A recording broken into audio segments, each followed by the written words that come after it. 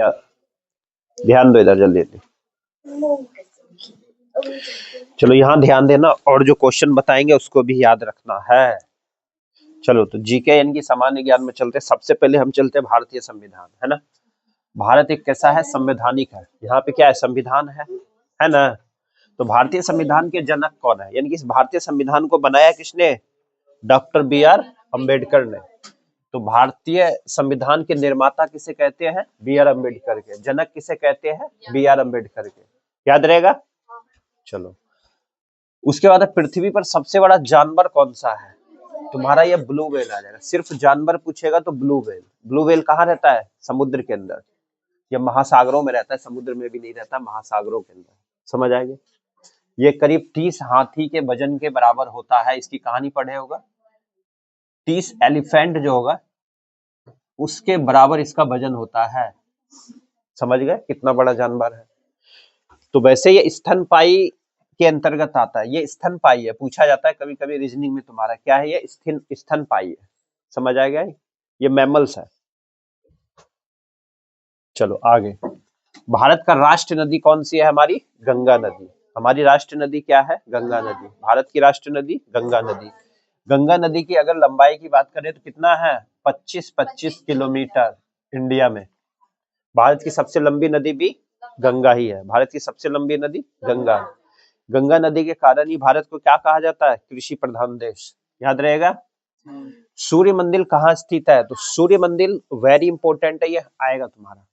सूर्य मंदिर कोणार्क में है। कोणार्क कहाँ पड़ता है, उड़ीसा में। ठीक है। ये हमें और कहाँ देखने के लिए मिलता है, अभी भारतीय रुपया जो हम लोग चलाते हैं, भारत के 10 रुपये के नोट के पीछे तुम्हें देखने के लिए मिल जाएगा सूर्य मंदिर, यानी कि कोणार्क का सूर्य मंदिर का इमेज। चलो अगला। विश्व का दूसरा सबसे बड़ा महाद्वीप अफ्रीका, और पहला कौन सा है, एशिया, जहां कौन बसता है, हम लोग बसे हैं। तो एशिया महाद्वीप विश्व का सबसे बड़ा महाद्वीप है। दूसरा कौन सा है, अफ्रीका।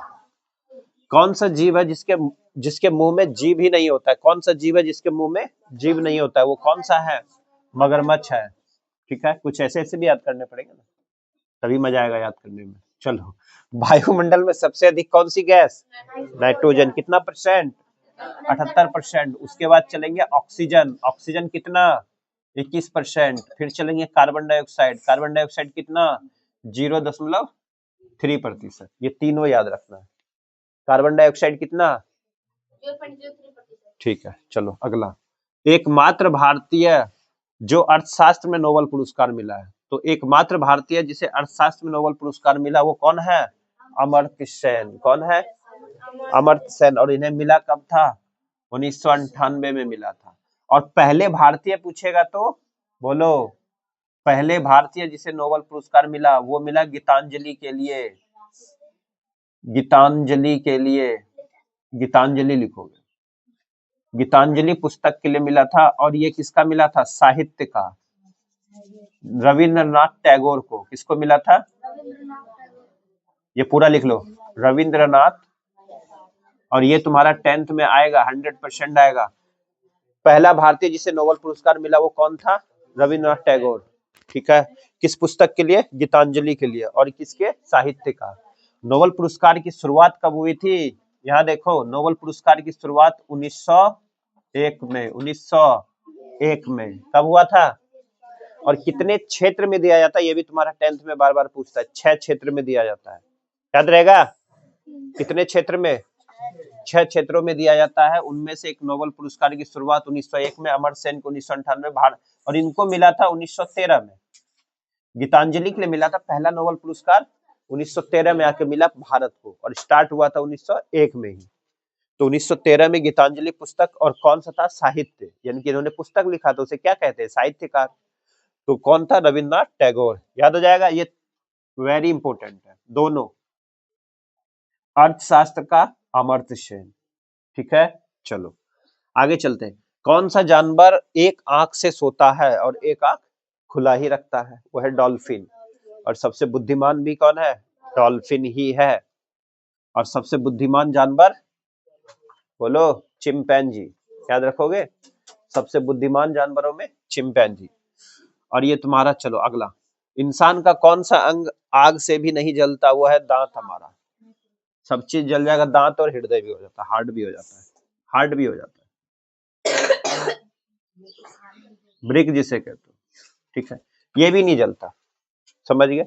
इसी दोनों को हम दफनाते हैं, फिर उसको क्या है, दाह संस्कार करते हो।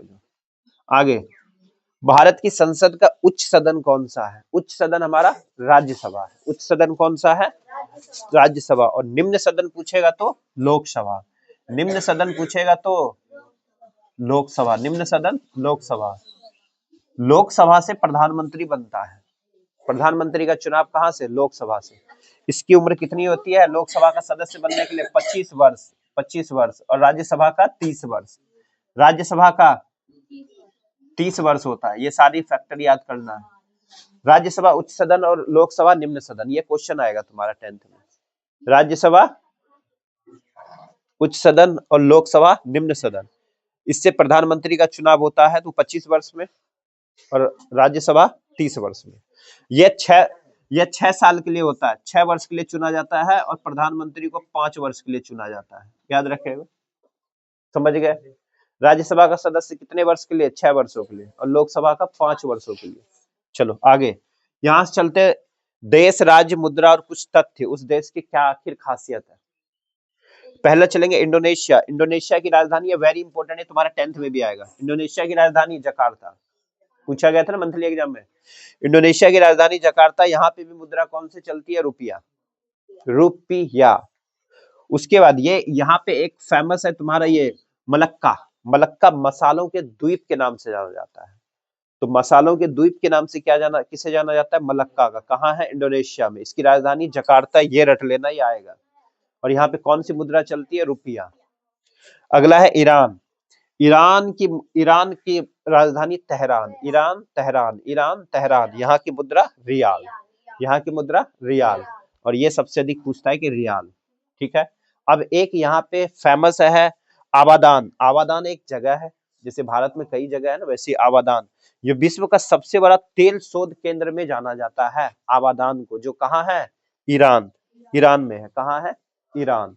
और इराक का तो सभी को याद रहता है। इराक की राजधानी बगदाद, और यहाँ की मुद्रा दिनार। ये तुम्हारा 10th में आएगा। इराक की राजधानी बगदाद और यहाँ की मुद्रा दिनार। यहाँ पे एक चीज फेमस है, ये भी पूछता है तुम्हारा हिस्ट्री में। मेसोपोटामिया की सभ्यता की जन्मभूमि ही कहा जाता है किसको? तुम्हारा इराक को। यहाँ पे मेसोपोटामिया की सभ्यता। हमारे यहाँ कौन सी है? सिंधु सभ्यता। इतिहास का पहला ही लेसन जो पढ़ते हो, सिंधु सभ्यता। हमारे यहाँ क्या है? सिंधु सभ्यता। और मेसोपोटामिया की सभ्यता कहाँ है? इराक में, याद रहेगा। मेसोपोटामिया की सभ्यता कहाँ है? इराक में। यहाँ बगदाद और इसकी मुद्रा दिनार। और मेसोपोटामिया की सभ्यता की जन्मभूमि, ठीक है।